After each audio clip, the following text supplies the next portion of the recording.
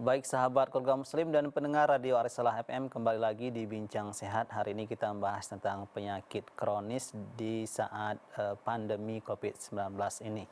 Baik, kita akan langsung tanyakan kembali ke dokter kita hari ini, yaitu Dokter Oktama, ya, mengenai, berikut ini adalah salah satu juga dari penyakit kronis, yaitu diabetes. Nah, tadi dokter juga sudah menjelaskan diabetes ini salah satu penyakit kronis juga yang banyak diderita oleh masyarakat kita, baik di usia produktif terlebih lagi di usia tua. Nah, kira-kira apa saja yang harus ditingkatkan oleh mereka yang menderita diabetes di saat pandemi ini? Karena kita mendengar beberapa informasi banyak korban ya COVID-19 yang meninggal itu karena ada riwayat penyakit yang lain. Salah satunya adalah diabetes. Baik, kita sudah terhubung dengan Dokter Oktama. Halo, Dok. Iya, Ya, baik. Berikutnya nih, Dok, mengenai diabetes ini juga termasuk penyakit kronis yang banyak diderita oleh masyarakat kita, Dok, ya. iya benar sekali. Nah, ini apa yang harus mereka lakukan, apa yang harus mereka tingkatkan, di saat pandemi ini, Dok? Ya baiklah. Kalau untuk dengan pasien diabetes ya, apalagi dia dengan masa pandemi seperti ini, Iya. yang jelas eh, seperti yang saya sampaikan sebelumnya, dia pada prinsipnya sama. Kita harus melakukan protokol kesehatan, hindari keramaian, terus etika untuk batuk, cuci tangan, Iya. berjarak 1 meter, memakai masker, atau memakai em, kegiatan-kegiatan olahraga ringan dan yang lainnya. Eh, Hal yang harus dilakukan biasanya kalau dia memang tipsnya selama di rumah, eh, biasanya tingkat stresnya itu harus dijaga. Oke. Karena kan kita kalau dia stay at home, orangnya di rumah saja untuk nggak ada kegiatan dengan yang lain, jadi cenderung untuk membaca informasi-informasi dari luar yang belum kita ketahui, itu dapat meningkatkan tingkat stres pada pasien. Nah, apalagi kalau pada pasien yang mengalami sakit gula ini, Iya. karena dia kan untuk cenderung hormonnya itu, moodnya itu sering kurang stabil. Tingkat stresnya itu gampang meningkat, gampang juga drop gitu. Begitu Oke. juga dengan kadar gula darah, karena memang masalah yang sering paling sulit kita alami polemiknya itu. Kok gula darah saya, Dok, naik turun menjelang kasus-kasus pandemi ini? Jadi gitu, tingkat stresnya juga bisa meningkat Oke. karena kegiatan aktivitas fisik keluarnya aja juga dibatasi Oke. gitu.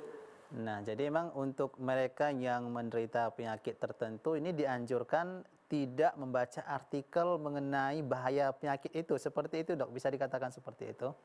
Eh, Sebenarnya sih bukan kita tidak membolehkan, tapi jangan terlalu banyak mendapatkan Oke. informasi yang belum jelas kabarnya. Iya.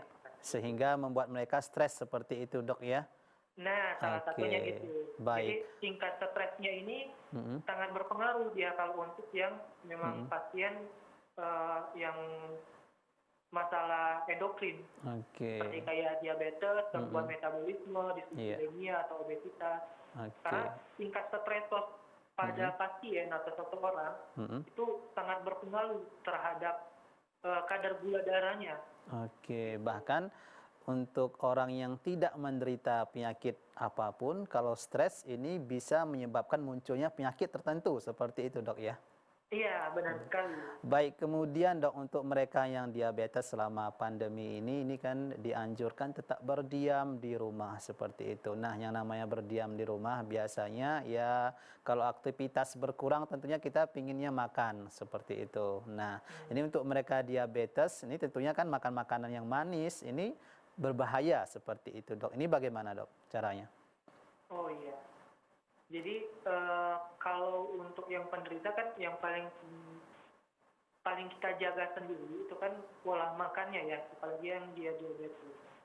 Nah, kalau bisa hindarilah makanan olahan yang memakai pemanis buatan, gula buatan gitu, atau karbohidratnya itu seperti nasi.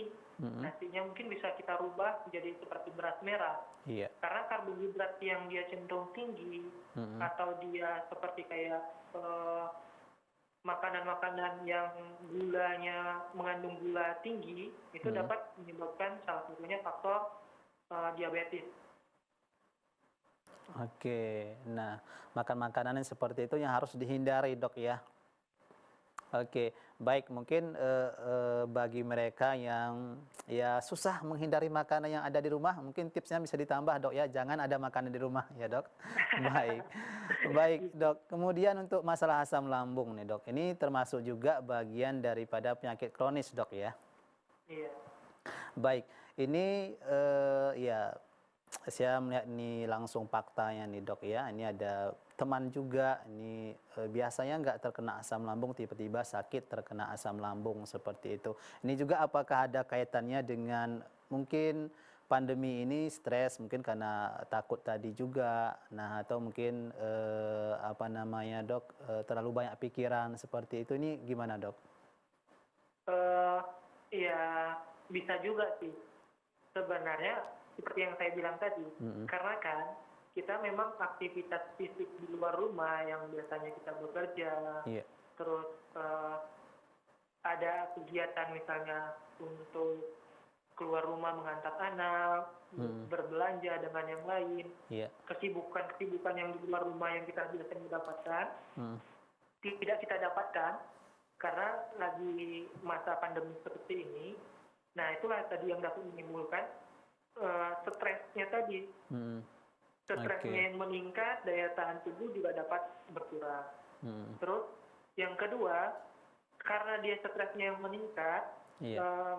bisa mempengaruhi hormon-hormon dan sistem metabolisme yang lainnya. Satunya tadi diabetes dan juga untuk asam lambung ini, gitu. Jadi orang yang memiliki stres yang tinggi dapat menimbulkan gejala asam lambung. Gitu. Oke, selain stres nih dok, kira-kira apalagi penyebab yang bisa menyebabkan terjadinya asam lambung nih dok? Pola makan yang nggak benar itu salah Oke. satunya. Jadi Pola makan tidak yang benar dia di sini tidak maksudnya benar, apakah karena tidak tepat waktu atau makan sembarangan gimana dok? sebenarnya sih dia kalau ada pola anjuran Nabi, jadi kan ada pola makan anjuran Nabi itu Iya. makanlah sebelum lapar dan berhentilah sebelum kenyang. Iya. Nah, jadi pola makan yang seperti itu, misalnya kalau kita makan sarapan pagi Iya. sampai kenyang, jadi Oke. habis makan nanti kita suka cenderung tertidur. Terus siangnya nggak makan, sorenya baru makan atau pas malam. Nah, pola-pola makan yang seperti itu yang tidak baik Iya. bisa salah satu faktor pencetus terjadinya gejala asam lambung atau MAH-nya tadi, MAH kronis. Atau yang kedua dia memang mau diet karena terlihat badannya udah mulai menggemuk, timbangannya semakin lama semakin mengarah ke kanan Oke. atau semakin bertambah. Nah, karena kan kegiatan di rumah kan kita aktivitas fisik kurang, makanan kita tetap masuk. Jadi dia suka menjaga-jaga makanan. Nah, Oke. yang seperti ini itu yang dapat menimbulkan asam lambung. Baik, terima kasih banyak dok. Dan sebelum kita tutup sampai di sini dok, kita memintakan ke dokter untuk memberikan kesimpulan dari bagaimana bagi para pasien penyakit kronis dalam menghadapi situasi pandemi ini. Silakan dok. Ya, baiklah. Mungkin sedikit kesimpulan dari saya.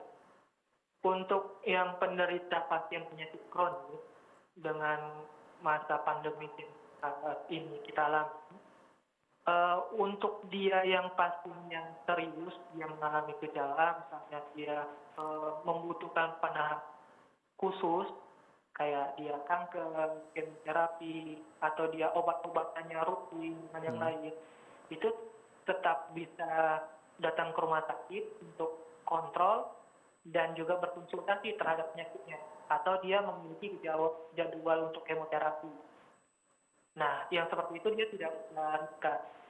Nah, terus yang kedua, perlu juga kita ketahui karena dia kan memiliki faktor komorbid yang bisa kita sering dibilang sama dokter-dokter dan eh, tenaga medis yang lainnya. Jadi faktor penyakit kronis ini dia merupakan faktor komorbid untuk terjadinya penyakit lain, seperti mudahnya dia terpapar dengan virus ini atau COVID. Nah, jadi perlu dia menjaga protokol-protokol kesehatan yang tertentu, seperti memakai masker, pola cuci tangan, jangan menyentuh wajah sebelum dia menyentuh tangan, terus jangan berkumpul di tempat keramaian, atau menjaga jarak 5-1 meter, dan lain-lainnya. Oke. Kalau bisa pun orang yang di sekitar rumah, Iya. hanya orang-orang kita saja, keluarga kita saja yang kita temui, dan meminimalisir dan berinteraksi dengan dunia luar. Oke, baik. Nah, terus yang kedua, untuk yang kegiatan kan, kalau sekarang ini kan dia cenderung at home atau Iya. stay at home, bekerja di rumah, terus aktivitas di rumah.